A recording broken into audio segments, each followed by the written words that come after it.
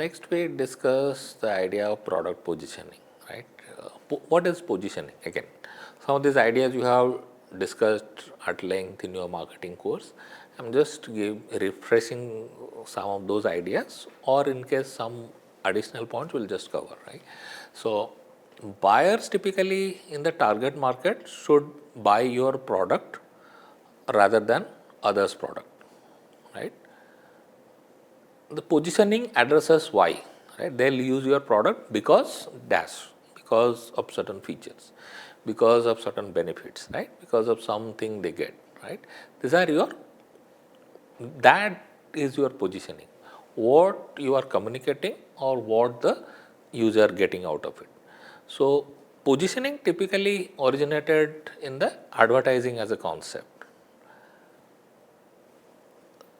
but now it is seen as ingredient part of your product strategy, right? So you see, this is your goes into your product chatter itself, right? This is why a product development, we are saying it is a mix of design, strategy, marketing. You can't look at these concepts in isolation, right? So the positioning, product positioning statement when you are doing, typically it has your product, brand, price, promotion, distribution. All these elements of the product should be consistent with your product position. Let's say you are positioning it as a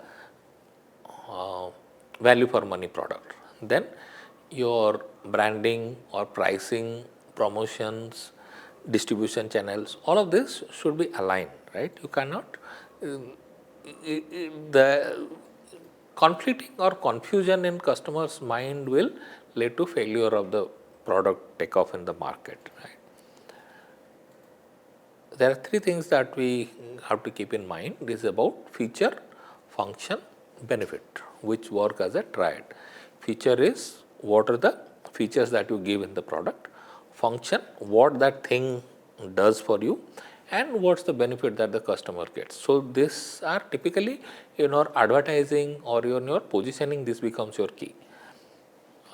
Think of as a, let's say, your toothpaste, you are communicating as extra crystals, salt in the toothpaste, or some of those elements, right?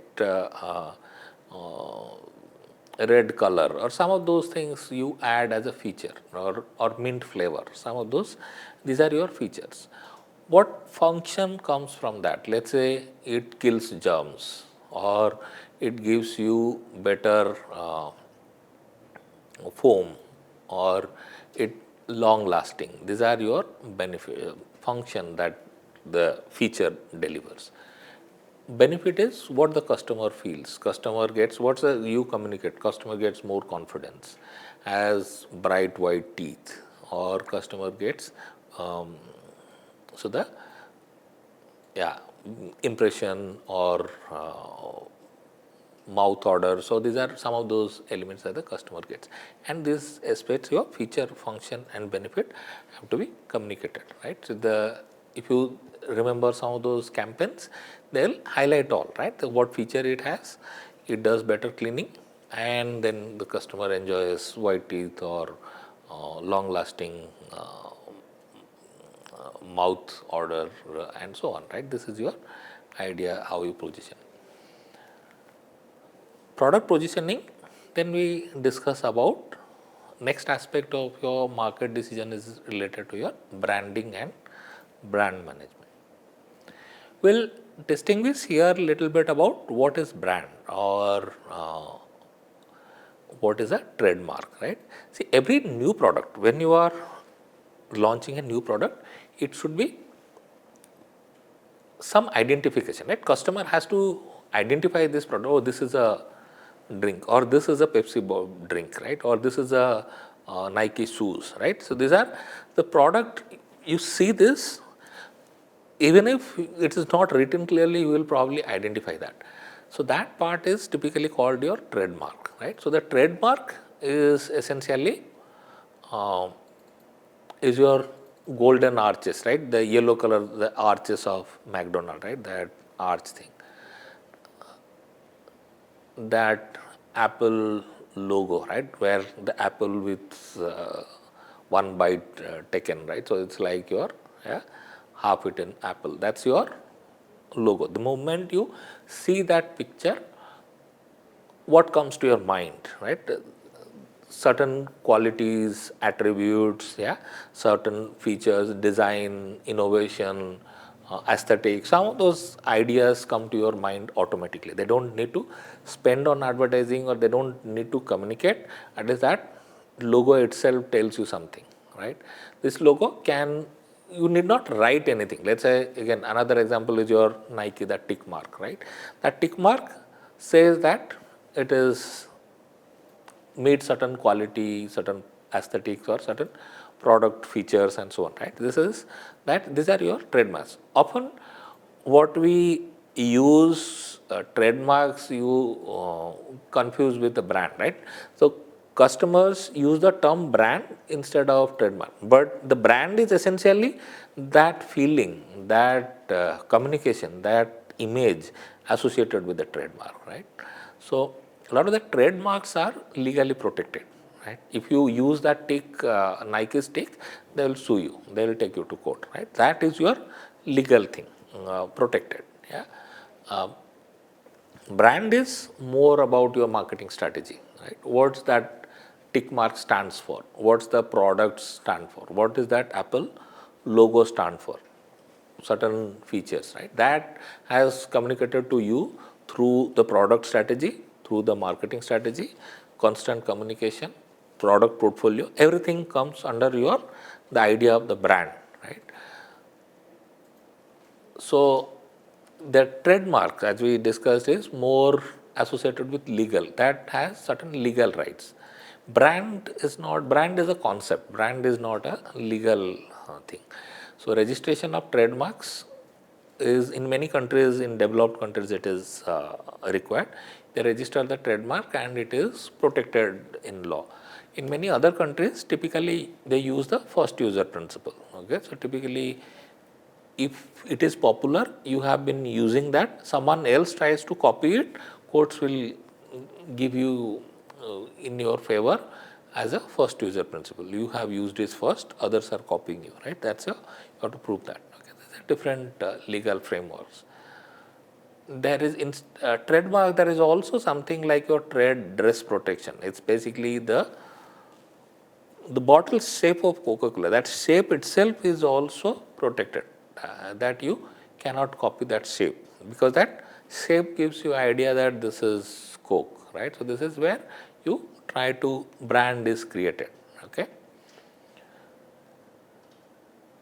So when we are doing a product or brand name comes the first idea of what is a brand and how does it feature and so on, right?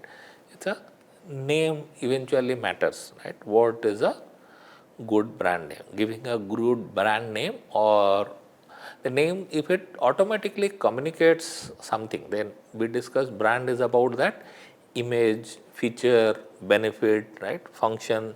So if the brand name itself communicates some of those issues, uh, your job is half done, right? People will then associate the product quality. When they use, they will verify whether you meet those image or not. If you don't meet, then that's a disaster, right? Yeah, so you need to be clear about your name also.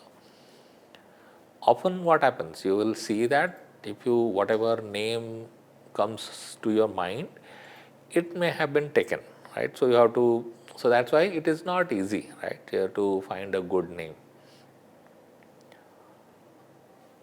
One example is like your a tech product named itself as killer, because the management thought it will kill the competition. Okay, so it will become the killer for the competition. So what happened? Yeah, it killed itself, right? So it become the killer for the company. So see, you can't have this vague names, right? You can't have names that are not associated with the product feature and so on. Yeah, just aspirational names, doesn't matter. Um, so what are good names? One way to look at is what are not good names, or what are the typical pitfalls in naming a brand. Okay. One, the obvious one is not anticipating the future use of the name. One simple example is your, let's say it is written alphabet E, alphabet Z. Okay, so let's say in the American system, Z is pronounced as Z, right? So let's say that EZ is pronounced, right? When you pronounce it as EZ, it actually, if I name it like that, it communicates that it is easier to use, right? It is easier from or less complex, and it has certain attributes with that name. But if I am an Indian or in European who pronounces alphabet Z as Z, then I'll read that name as EZ. Okay, so when I read it as EZ, the association of easy doesn't come in my mind, right? Then your pronunciation or these things fall. Other idea is that meaning in different languages, right? Let's say, especially in Indian context, right? You name a food item something, and let's say there are like Indian languages are like many, right? At least the scheduled languages, or there are many languages. So in some language, let's say it means a slang or something negative. Okay, it's like it is calling someone old or something, right? It's a then that can have a problem, right? You have to rename it or use a different name, right? Okay, so essentially when you are naming, you have to see, especially in Indian context or European context where the languages change in certain geographies, you have to see what is the meaning in other languages, right? Whether it has, if it has a completely negative meaning, then you have to avoid those kind of names, right? uh, the key other interest, essential pitfall is not allocating enough time to do that process. Like you launched a product, last day of the before the product launch, you had a meeting and decided on the name. At least the naming has to go through a thought process. It's basically your identity, right? Whole product's philosophy, identity, what it stands for, and so on. So spend that much time and energy. Sometimes the product name choosing the wrong emotion or wrong comfort level and so on. It can have, let's say, a random word like Yahoo. So Yahoo, it's a happy image, right? Yahoo kind of thing, right? It's a more pleasant memory and so on. If you have slightly negative emotion, it doesn't work. The other significant pitfall is we discuss too little time. Sometimes getting too many people involved also in brand naming, the decision process can be complex. You will debate about 10 different names and so on. The optimized name may not happen. So you have to also limit how many people you are using and so on. Sometimes instead of a new name, you use a brand extension. Basically, even if it is a new category or new product, your primary brand is very familiar or has positive association, you leverage that. Usually the high quality brand can be more easily used as a bridge or as an extension.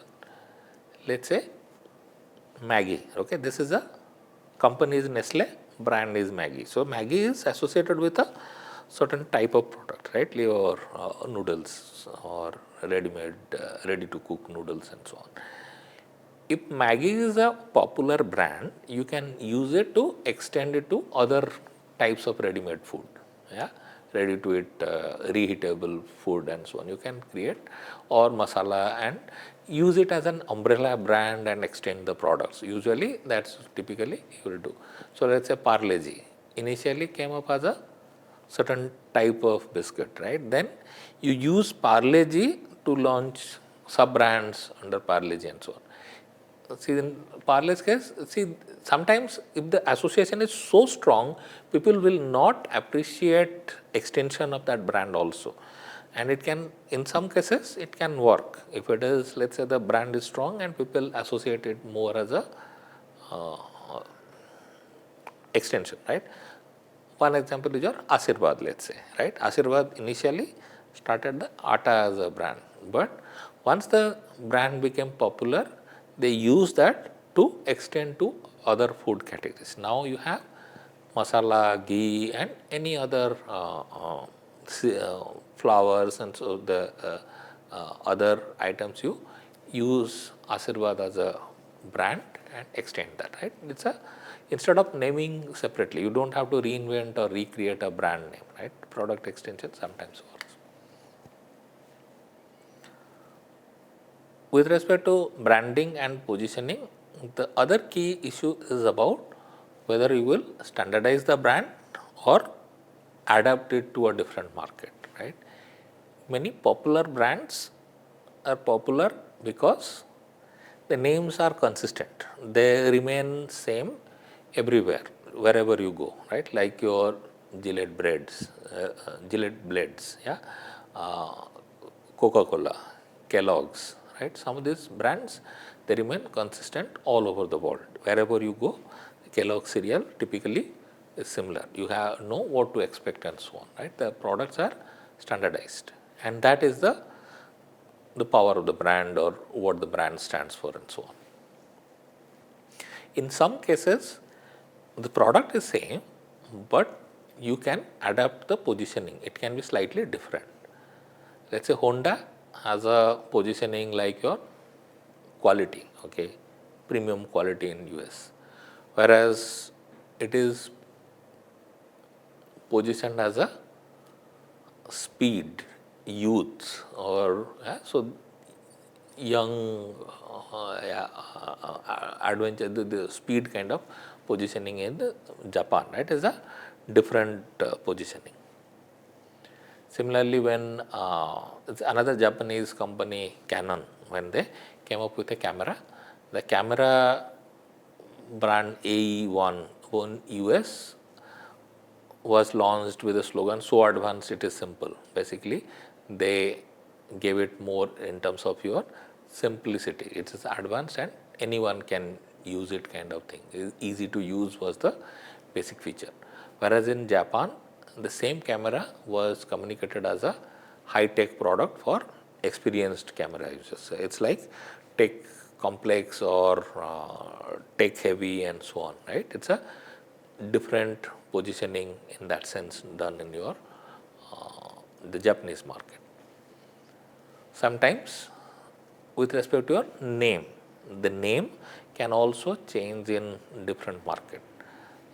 Like your Procter and Gamble has the popular detergent brand is Tide. So this is named Tide in the American market, whereas in Europe and Asia, the popular brand is named as Ariel, right? It's a some change. The color of the pack and name differs. Okay, so they launched the Tide in India later, but essentially it was Ariel became popular here, right? The other consumer consumer companies like Unilever typically blends both standardization and adaptation in the brand names. Some of the names like your Lipton, the tea, Nor, the one they make soups and so on. Dove is the soap or Vaseline. So they carry same uniform name across the world. Whereas your dishwashing soap or liquid, that is your, this is Kif is the name in certain markets. It is named as Vim in India and many other developing markets. It is also called Vis in certain markets. And the same similar function, similar product, named differently in different product markets. Right? That's your about your global branding or positioning, right?